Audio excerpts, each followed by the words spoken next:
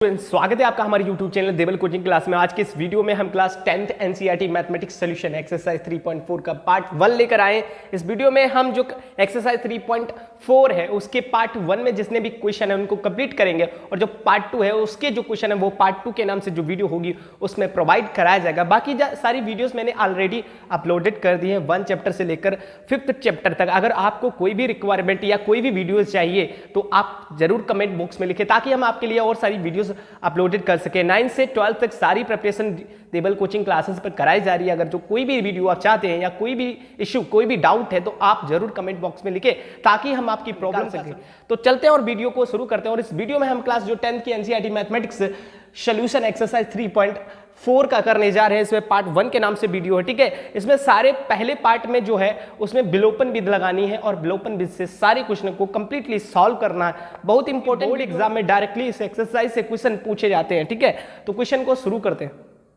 कोई भी इक्वेशंस को सॉल्व करने के लिए इसमें रेखिक समीकरण होते हैं। देखो इस चैप्टर में हमें रेखिक समीकरण पढ़ने हैं। रेखिक समीकरण क्या होता है देखो हमने पहले बता रखा है। रेखिक समीकरण जैसे दो इक्वेशंस है 4x + 6y + 8 = 0 और 3x + 9y + 7 = 0। ये दो रेखिक समीकरण, इनको रेखिक समीकरण कहते हैं। अब इनको सॉल्व करना है तो सॉल्व करने के लिए 3 विधि होती हैं। नंबर 1 प्रतिस्थापन विधि से या तो सॉल्व करो इसे, प्रतिस्थापन विधि, ठीक है। ये 3 ही मेथड हैं किसी भी समीकरण को सॉल्व करने के। नंबर 1 प्रतिस्थापन विधि, नंबर 2 है विलोपन विधि और नंबर 3 है ब्रजगुणन विधि, गुणन विधि, ठीक है। तो हमने जो एक्सरसाइज 3.1 पढ़ी उसमें ग्राफ बनाने थे। 3.2 में हमें सिंपल संगत असंगत रेखिक प्रच्छेदित और समांतर संपाती के बारे में बात किया था। और एक्सरसाइज जो 3.3 है उसमें हमने लगाई थी प्रतिस्थापन विधि, ठीक है। और एक्सरसाइज जो 3.4 जो आज की इस वीडियो में 3.4 एक्सरसाइज को लगाएंगे तो उसमें विलोपन विधि लगाएंगे और जो 3.5 आएगी उसमें हम लगाएंगे ब्रजगुणन विधि, ठीक है। तो 3 विधि हैं, प्रतिस्थापन विधि, विलोपन विधि और ब्रजगुणन विधि। देखो ये दो समीकरण है, या तो आप इसे प्रतिस्थापन विधि से सॉल्व करेंगे तब भी आंसर सेम आएगा, ब्रजगुणन विधि से सॉल्व करेंगे तब भी आंसर सेम आएगा और विलोपन विधि से सॉल्व करेंगे तब भी आंसर सेम होगा। मतलब कोई तीनों में से कोई भी मेथड का यूज करके आप आंसर निकाल सकते हो और आंसर सेम आएगा। लेकिन एक्सरसाइज में या जो पेपर में जो क्वेश्चन आता है उसमें ये बताते हैं कि भाई आप इन समीकरण को सॉल्व करें तो प्रतिस्थापन विधि से सॉल्व करें या विलोपन विधि, उस विधि का नाम भी देगा। तो 3.4 में देखो क्या कह रहा है, निम्न समीकरणों के युग्मों को विलोपन विधि तथा प्रतिस्थापन विधि से हल कीजिए और कौन सी विधि अधिक उपयुक्त है। मतलब कह रहे हैं पहले आप प्रतिस्थापन विधि से इसको सॉल्व करें और फिर विलोपन विधि से सॉल्व करें और कौन अच्छी विधि है, कौन उपयुक्त विधि है, ठीक है, ये बताना। लेकिन देखो 3.3 जो एक्सरसाइज पढ़ी हमने उसमें प्रतिस्थापन विधि से रिलेटेड सारे डाउट, सारी चीजें, सारी कॉन्सेप्ट बता रखी है। लेकिन इस एक्सरसाइज में 3.4 में हम विलोपन विधि लगाएंगे तो विलोपन विधि से सारे क्वेश्चनों को सॉल्व करना है। देखे जाने विलोपन विधि क्या होता है। देखो सबसे पहले थोड़ा कॉन्सेप्ट बताता हूं विलोपन विधि में क्या होता है। विलोपन का मतलब होता है एलिमिनेट कर देना। विलोपन विधि को इंग्लिश में कहते हैं एलिमिनेशन मेथड कहते हैं, ठीक है, विलोपन विधि, ठीक है। हम पढ़ने जा रहे हैं विलोपन विधि। एक्सरसाइज 3.4 में विलोपन विधि पढ़ रहे हैं। विलोपन विधि का मतलब होता है गायब करना। क्या होता है? गायब करना, ठीक है, गायब कर देना। अगर हम किसी एलिमेंट को गायब कर दे, अब गायब किसको करोगे? देखो जैसे समीकरण अभी बताई थी 4x + 6y + 8 = 0, ठीक है, और 3x + 5y + 7 = 0। आप क्या करें, आप या तो x वालों को गायब कर दे या y वाले को गायब कर दे, तो उसे कहते हैं विलोपन विधि, ठीक है।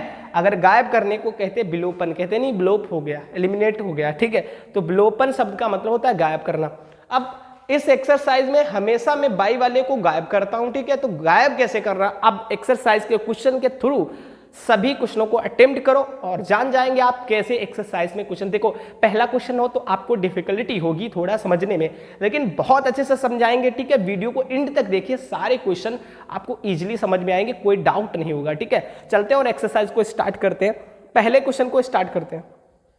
तो स्टूडेंट, आपको जो कॉन्सेप्ट है विलोपन विधि का, वो कॉन्सेप्ट हम एक्सरसाइज के क्वेश्चन के सॉल्व करने के थ्रू ही बताएंगे कि विलोपन विधि क्या है। कोई एक्स्ट्रा अलग से कोई चीज नहीं पढ़नी, कोई फार्मूला नहीं पढ़ना, इसके क्वेश्चन के थ्रू ही हम सारे कॉन्सेप्ट को समझ जाएंगे विलोपन विधि है क्या। और बहुत इंपॉर्टेंट विधि है, इसको स्किप ना करें, बोर्ड एग्जाम के लिए बहुत इंपॉर्टेंट है। तो पहले क्वेश्चन लगाते उसी में हम अपने कॉन्सेप्ट को समझ जाएंगे।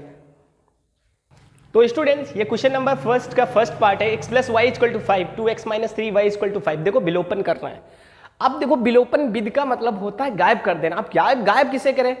हमें गायब कर दो। हमें नहीं भाई साहब, इसमें से कुछ ना कुछ गायब करना पड़ेगा। देखो गायब क्या करना, आप क्या समझो, गायब करने के लिए क्या करना होगा। देखो समीकरण इस वाली को मान लो इक्वेशन 1 और इसको मान लो इक्वेशन 2, ठीक है। तो हम मान लेते हैं, इसको मान लेते हैं इक्वेशन 1 और इसको मान लेते हैं इक्वेशन 2, ठीक है। समीकरण 1 मान लिया और समीकरण 2।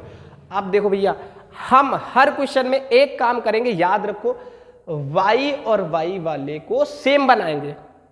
y वाले का लोग को क्या बनाएंगे भाई साहब? सेम बना लो। अगर सेम बन जाते हैं तो क्या होता है? पहले देखो, पहला कॉन्सेप्ट याद रखो कि y वाले को सेम बनाना, बस इतना याद रखो। क्वेश्चन बिल्कुल समझ में आएगा।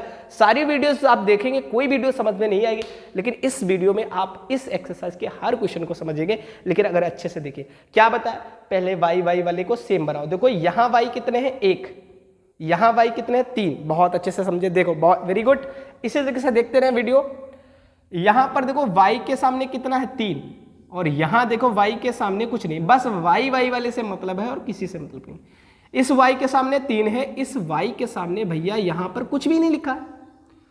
और याद रखो यहां 3 है तो यहां पर भी 3 होना चाहिए। यहां y है, y के सामने 3। अब 3 कहां से आएगा? तो हम क्या करेंगे, 3 आएगा कहां से?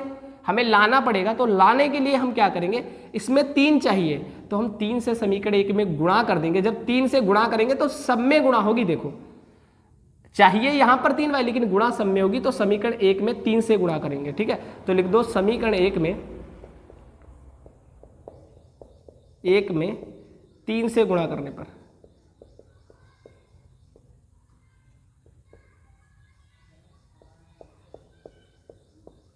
समीकरण 1 में 3 से, क्योंकि हमें यहाँ y के सामने 3 है, यहाँ पर भी 3 चाहिए, तो हमने 3 से समीकरण 1 में गुणा करा दी।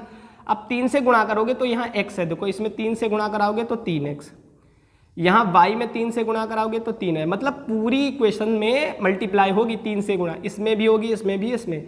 तो 3 की गुणा x से होगी 3x, 3 की गुणा y से 3y बराबर, 3 की गुणा 5 से 3 × 5 = 15।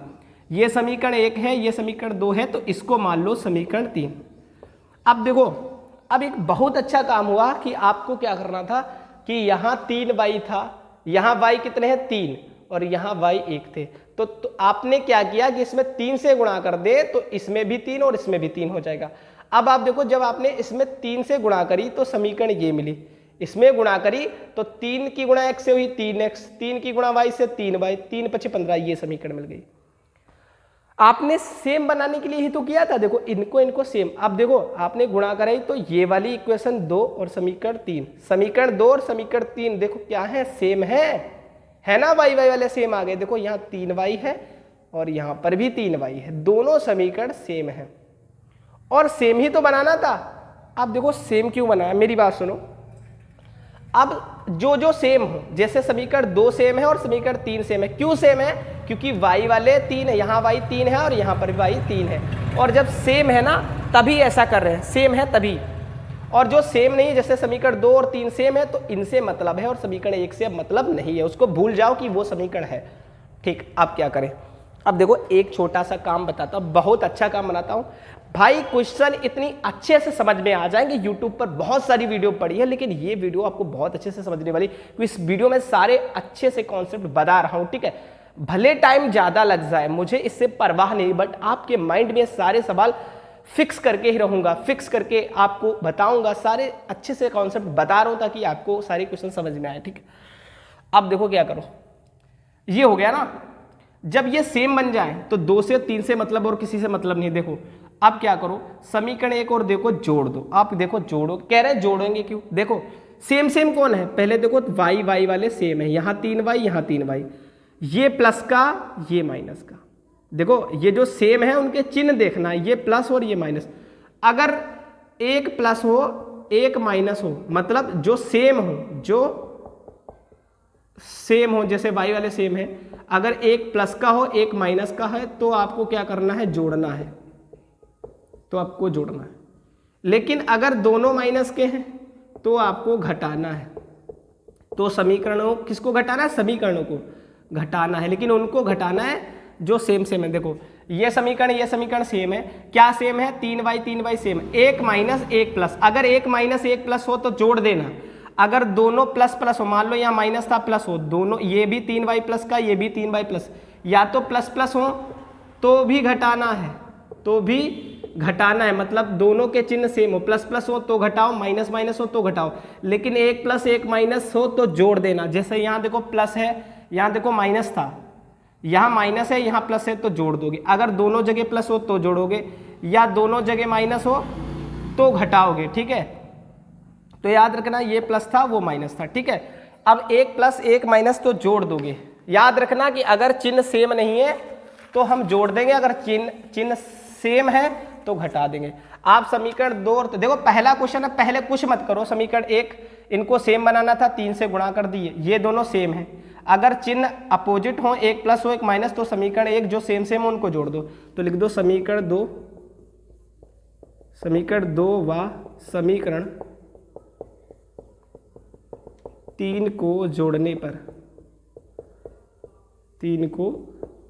पर, अब इनको जोड़ना है तो जोड़ो। देखो पहले इसको लिख लो 2x माइनस 3y बराबर 4, क्योंकि समीकरण 2 और 3 को जोड़ना है तो समीकरण 2 ऊपर लिख लो, और समीकरण 3 नीचे लिख लो। 3x प्लस 3y बराबर 15। अब देखो जोड़ना है तो लाइन खींचो प्यार से, अब जोड़ो। देखो 15 और 4 कितने हो गए, 19। अब देखो हम जोड़ते एक माइनस और एक प्लस हो, अगर जोड़ना एक प्लस एक माइनस हो तो क्या है, कट जाते हैं वो क्या होते हैं, देखो सेम चिन्ह हो, 3y से 3y, ये माइनस ये प्लस घटेंगे, ये कट जाएंगे, 3 और 2 कितने हो जाएंगे 5x। तो 5x बराबर 19, x की वैल्यू निकालेंगे तो 19, और ये 5 कहाँ चला जाएगा, बटे में, क्योंकि 5 और x के बीच में कोई चीज नहीं तो गुणे का, और वो बटे में, तो x की वैल्यू निकल आई 19/5, ठीक है, 19/5। अब x का मान आप क्या करें, समीकरण 1 में वैल्यू डाल दे जिससे y की वैल्यू मिल जाए। देखो विलोपन विधि का मतलब था, देखो जब हमने इनको सेम क्यों किया था और जोड़ दिया, तो एक माइनस, याद रखो जो सेम हो, अगर एक माइनस एक प्लस तो वो कट जाते, ये कट गए, 3 2 5x हो गए, 15 4 19 हो गए। अब देखो y वाले टर्म गायब हो गए, y वाले टर्म क्या हुए, गायब हो गए, ठीक है। और गायब करने के लिए हमने इनको क्या किया था, सेम बनाया था ना, यहाँ 3y है, यहाँ पर भी 3y, अगर 3y सेम है तो कट जाएंगे, यानी ये कट गए और गायब हो गए, y वाला टर्म टोटली गायब हो गया। इसका मतलब ये विलोप हो गया, एलिमिनेट हो गया। गायब करने को ही विलोपन विधि कहते हैं। विलोपन विधि का मतलब होता है, गायब करना, और हमने किसको गायब कर दिया भाई साहब, y वाले टर्म को गायब कर दिया, ठीक है। तो यही गायब हो गया, यानी y वाला गायब हो गया था तो x की वैल्यू मिल गई, यही तो विलोपन विधि है, लेकिन x की वैल्यू मिल गई। लेकिन हमें सवाल में y की वैल्यू भी निकाली, अगर x का मान आप समीकरण 1 में रख दें तो y की वैल्यू, देखो फाइनली हमें x और y की वैल्यू ही चाहिए, मतलब x और y का आंसर निकालना है। किसका उपयोग करके, विलोपन विधि का उपयोग करके। विलोपन विधि में y वाले को सेम बनाया जाता है, उनको काट दिया जाता है, गायब कर दिया जाता है, x की वैल्यू निकाल दी जाती है। x की वैल्यू समीकरण 1 2 3 या किसी में डाल दोगे तो y की वैल्यू मिल जाएगी, ठीक है। तो अब y की वैल्यू कैसे निकालेंगे, y की वैल्यू निकालने के लिए हम x की वैल्यू समीकरण 1 में रखेंगे, ठीक है। तो लिखेंगे x का मान समीकरण 1 में रखने पर, x का मान समीकरण 1 में रखने पर, समीकरण 1 क्या है, x प्लस वाई बराबर 5। देखो एक समीकरण 1 है x प्लस वाई बराबर 5, तो x प्लस वाई बराबर 5 लिख ले। x का मान आप समीकरण 1 में डालेंगे, x की वैल्यू आपने निकाली 19/5, तो जहां x है वहां 19/5 रख दे, आप x की वैल्यू रख देंगे, x की वैल्यू है 19/5 प्लस y बराबर 5, ठीक है। अब देखो ये y वाला टर्म है, आप क्या करें, ये 19/5 उधर राइट हैंड साइड में भेजेंगे, जब उधर भेजते हैं तो चिन्ह बदल जाते, प्लस का माइनस, इधर बचा y बराबर 5 पहले से, ये प्लस का इधर आएगा माइनस का 19/5। तो देखो y बराबर अब इनके हर बराबर नहीं है, 5 की गुणा हर बराबर करने के लिए तिरछी गुणा करनी पड़ती, 5 25 हो जाएगा और माइनस 19 और पूरे के बट्टे 5। 25 से 19 घटाओगे कितना बचेगा 6 बटे 5। ठीक है, तो ये y की वैल्यू आ गई। ठीक है, तो ये विलोपन विधि भाई साहब बहुत इजी है विलोपन विधि। इसमें आपको पहला क्वेश्चन था, पहले आप समझ ले समीकरण 1 है, समीकरण 2 है। समीकरण 1 और 2 में आपको y वाले जो हैं एक जैसे बनाने, जैसे यहाँ 3y है, यहाँ y 1 है, तो हमने समीकरण 1 में 3 से गुणा कर दी, तो ताकि ये y वाले 3 से गुणा कराई तो 3x 3y और 3 × 5 = 15 हो गया। समीकरण 2 समीकरण 3 सेम है, लेकिन इनके चिन्ह अलग अलग है। देखो इसका सेम वालों के अगर चिन्ह अलग हो तो जोड़ दो, एक जैसे हो तो घटा दो। समीकरण 2 और 3 को जोड़ दिया। ठीक है, जोड़ने पर क्या है कि 15 4 19 हो गए। 3y और 3y सेम है, लेकिन एक प्लस हो एक माइनस हो तो कट जाते हैं, और 3 2 5x हो गए। x की वैल्यू 19/5 निकल आई। x की वैल्यू समीकरण 1 में रखने पर इससे हमने y की वैल्यू निकाली, और ये हमारी विलोपन विधि से क्वेश्चन नंबर फर्स्ट कंप्लीट हो गया।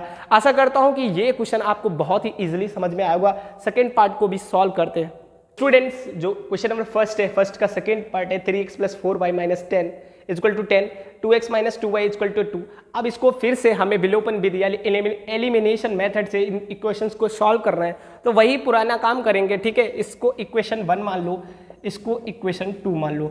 अब बात रही कि फर्स्ट क्वेश्चन में हो सकता है थोड़ा थोड़ा कॉन्सेप्ट समझ में आया, लेकिन इस क्वेश्चन में डेफिनेटली 100% क्वेश्चन सॉल्व करने की मेथड आपके दिमाग में बैठ जाएगा। अगर इस क्वेश्चन को देख लिया, रियलिटी करता हूं कि मैं आपने ये सारे क्वेश्चंस आपको समझ में आएंगे। ठीक है, इस क्वेश्चन को देखने के बाद ऐसा कोई भी क्वेश्चन नहीं है जो समझ में ना आए, बट इस क्वेश्चन का अगर फर्स्ट क्वेश्चन समझ में नहीं आया तो ये क्वेश्चन बहुत अच्छी तरीके से समझे। देखें, इक्वेशन फर्स्ट है 3x + 4y = 10, 2x - 2y = 2।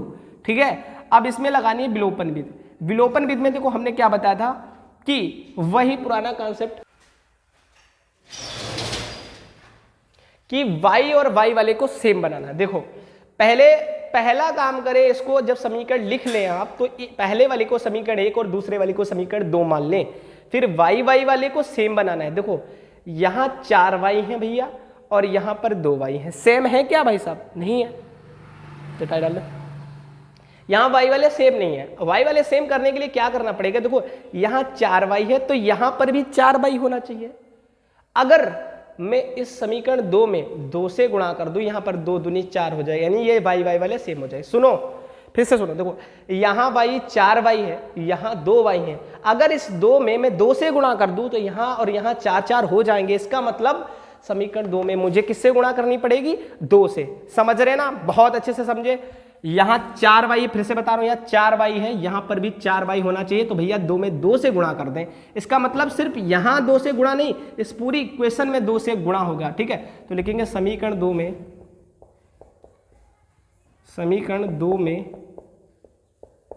2 से गुणा करने पर, 2 से गुणा करने पर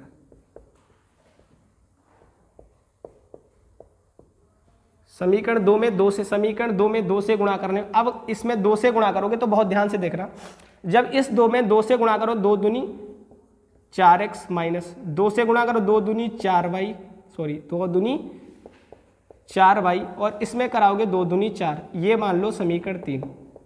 ठीक है, 2 से गुणा कराई, 2 दूनी 4x माइनस 2 दूनी 4y, 2 दूनी 4 समीकरण। ठीक है, जब हमने इक्वेशन 2 समीकरण 2 में हमने 2 से गुणा करी तो जो हमारे नई इक्वेशन मिली वो 4x - 4y = 4। अब देखें कि कौन कौन सी समीकरण एक जैसी है। जैसे हमने गुणा क्यों कराई थी समीकरण 2 में, 2 से इसलिए गुणा कराई कि यहाँ 4y है तो यहाँ पर भी 4y हो जाए। तो हमने गुणा जब कर इसमें गुणा कराई तो उसकी गुणा कराकर यहाँ लिखा, तो इसको समीकरण 1, इसको समीकरण 2, इसको समीकरण 3। अब देखो एक जैसी समीकरण कौन है? समीकरण 1 और समीकरण 3 एक जैसी हैं, क्योंकि इसमें भी 4y, इसमें भी 4 है, तो समीकरण 1 और समीकरण 3 एक जैसी हैं।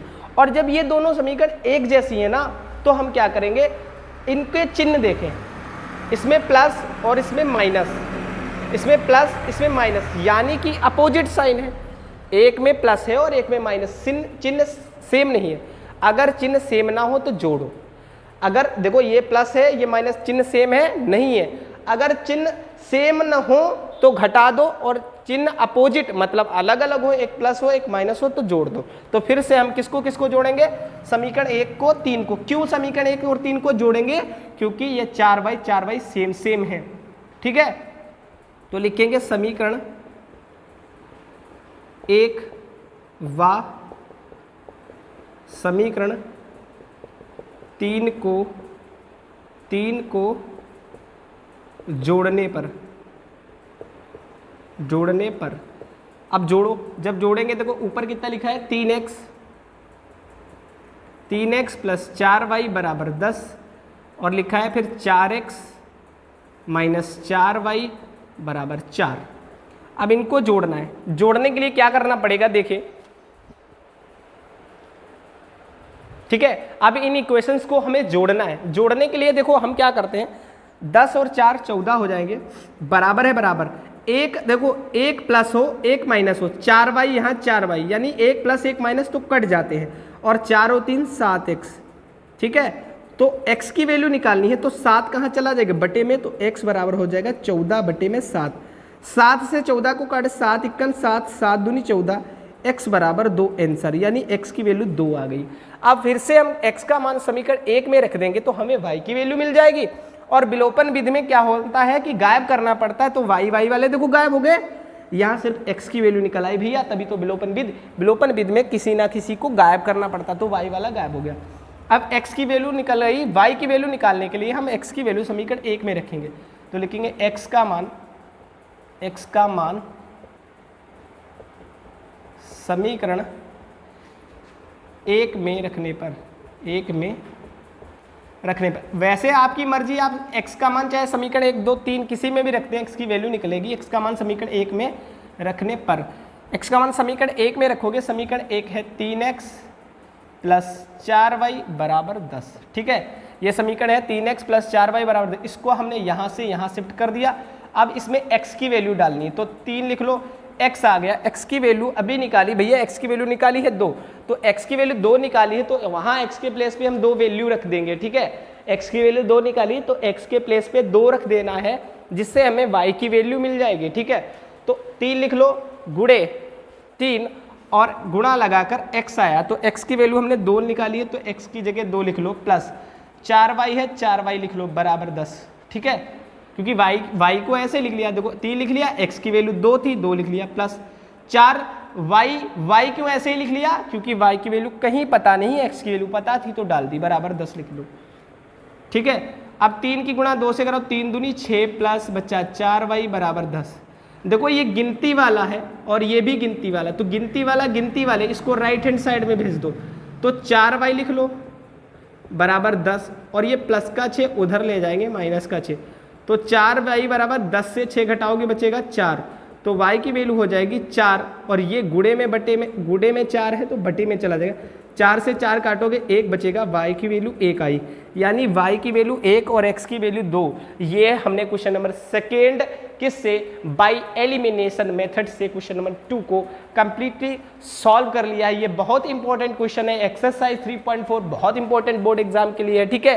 तो स्किप ना करें, बहुत अच्छे से, आप डेफिनेटली कह रहा हूं कि ये सारे क्वेश्चन आपको समझ में आ रहे होंगे, बस वाई वाले को सेम बना लो, बस काम हो गया, ठीक है। तो क्वेश्चन नंबर 3 को सॉल्व कर लेते हैं। Pose and noted down this question. तो क्वेश्चन नंबर 1 है, उसका 3rd पार्ट है 3x माइनस 5y माइनस के 4 बराबर 0, 9x equal to 2y plus of 7। अब देखो ये समीकरण है, उसमें सारे एलिमेंट जो है बराबर के इधर है, ठीक है, और इसमें सिर्फ x वाला एलिमेंट इधर है और बाकी सब उधर है। तो हम क्या करें, इन सारे एलिमेंट को हम उधर लेकर आएंगे, जैसे ये समीकरण है ऐसे उस समीकरण को भी बना लेंगे। जैसे ध्यान से देखें, इसमें x वाला टर्म बराबर से इधर है, y वाला टर्म बराबर से इधर है, और गिनती वाला टर्म भी बराबर से इधर, उधर सिर्फ 0 है। ऐसा करें कि जैसे इसमें सभी टर्म इधर है, ऐसे क्या करें, इसमें जितने भी ये उधर टर्म है इधर लेकर आए और उधर 0 बना दें, ठीक है। तो आप क्या करें, इसको 9x लिख लें, ये प्लस का है इधर आएगा माइनस का, ये प्लस का इधर आएगा माइनस का 7, उधर से इधर ले आए, उधर कुछ नहीं बचा तो 0। इसको समीकरण 1 मान लें, इसको समीकरण 2 मान लें, ठीक है। तो इसको हमने समीकरण 1 और 2, क्योंकि इसको ये एलिमेंट इधर ले आए, ठीक है। अब ये समीकरण 1 और 2 याद रखें। अब समीकरण 1 में और 2 में वाई वाई वाले सेम होना चाहिए, वाई वाई वाले क्या होने चाहिए, सेम।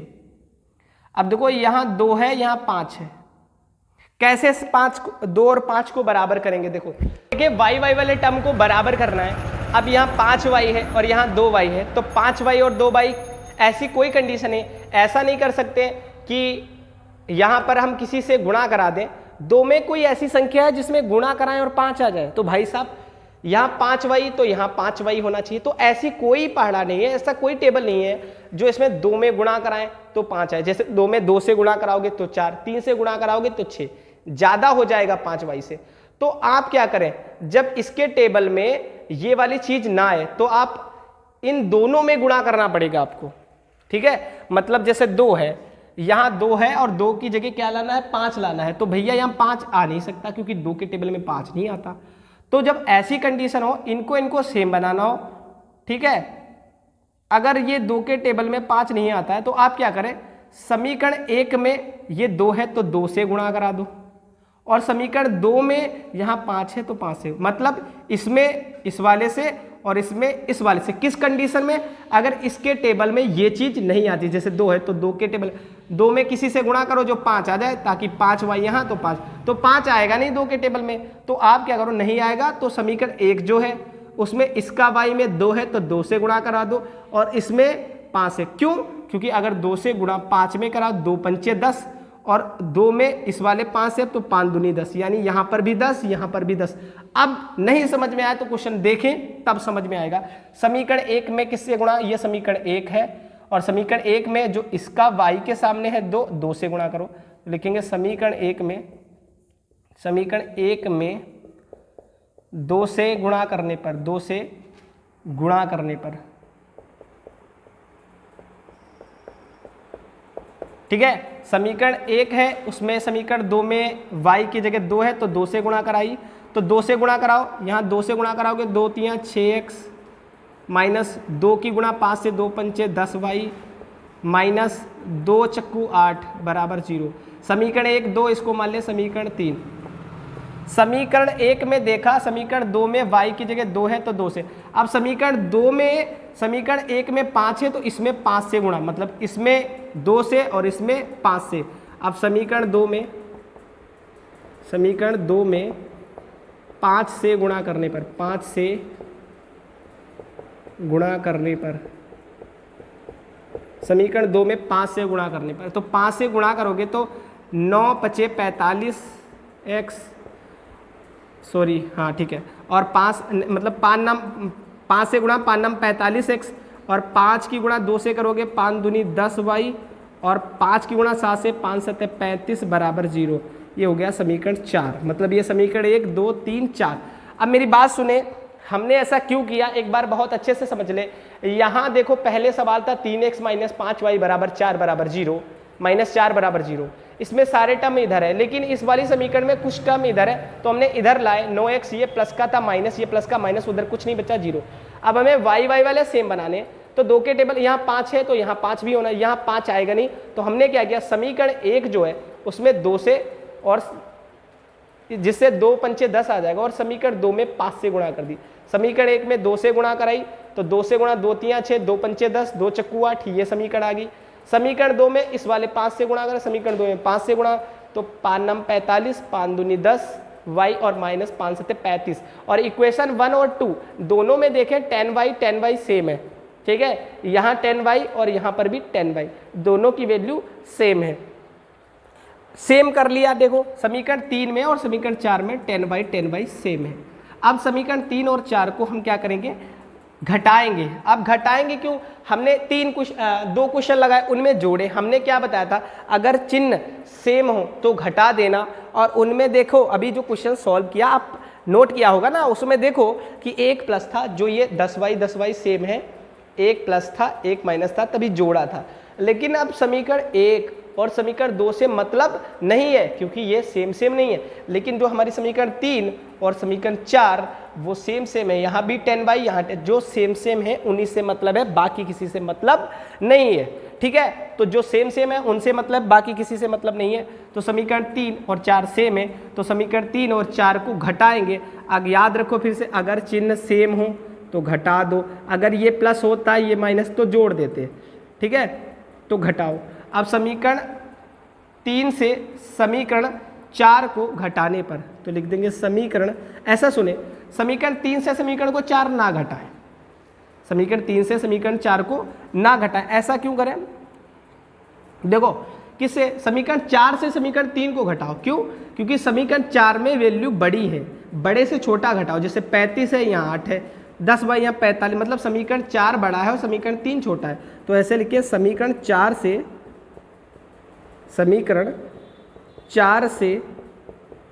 समीकरण 3 को घटाने पर, समीकरण 4 से समीकरण 3 को घटाएंगे, समीकरण 3 को घटाने पर, मतलब समीकरण 4 क्यों, क्योंकि समीकरण 4 बड़ा है, घटाने पर। समझ रहे होंगे, बहुत इंपॉर्टेंट क्वेश्चन है। कैसे घटाएंगे, देखो समीकरण 4 यह है, पहले लिख ले 45x माइनस 10y और माइनस के 35 और बराबर में है 0।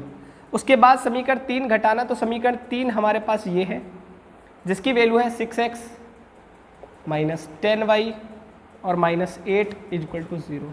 घटाना है तो देखो घटाने के लिए क्या करना होता है, माइनस का चिन्ह लगाना होता है, उल्टा, जैसे ये माइनस का है तो इसका उल्टा प्लस हो जाता है, ठीक है, और ये प्लस है तो ये प्लस है, ये माइनस, सॉरी ये माइनस है तो प्लस है, ये प्लस है तो माइनस, उल्टा साइन हो जाते हैं। बात याद रखें कि जब आप घटाओगे तो ये माइनस वाला प्लस और इसके सामने कुछ नहीं यानी प्लस होगा तो प्लस वाला माइनस, चिन्ह अपोजिट हो जाते हैं, घटाने पर चिन्ह अपोजिट।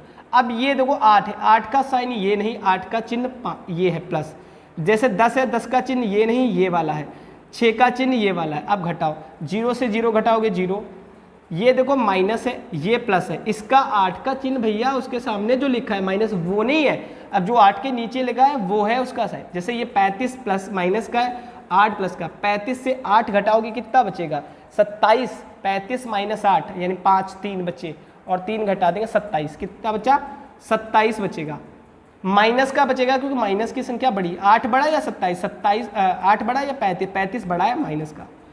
अब देखो ये 10y काहे का माइनस का और ये 10y प्लस का, तो एक माइनस एक प्लस हो तो कट जाएंगे। 45 से 6 घटाएंगे कितना बचेगा, 45 से 6 घटाएंगे बचेगा 39x, ठीक है 39x, इतना सिस्टम बचा हमारे पास, बचा 29x माइनस 27 बराबर 0। 35 से 8 घटाएंगे बचा 27, माइनस की संख्या बड़ी ये कट गए, 45x से 6 घटाएंगे तो बचेगा 39। अब 39x बराबर 39x लिख लो, ये माइनस का उधर भेजोगे तो प्लस का हो जाएगा, तो x बराबर हो जाएगा 27 और बटे में 39। अब इसको 3 से काट सकते हैं, देखो 3 इक्कन 3 और 3 तिया 9, 3 नाम 27, तो x की वैल्यू आई 9/13, ठीक है, और x की वैल्यू तो निकल आई भाई, लेकिन अब y की वैल्यू भी तो निकालनी है, तो आप क्या करें y की x का मान समीकरण 1 में रख दें जिससे हमें y की वैल्यू मिल जाए, ठीक है, तो वही पुराना काम करेंगे, x का मान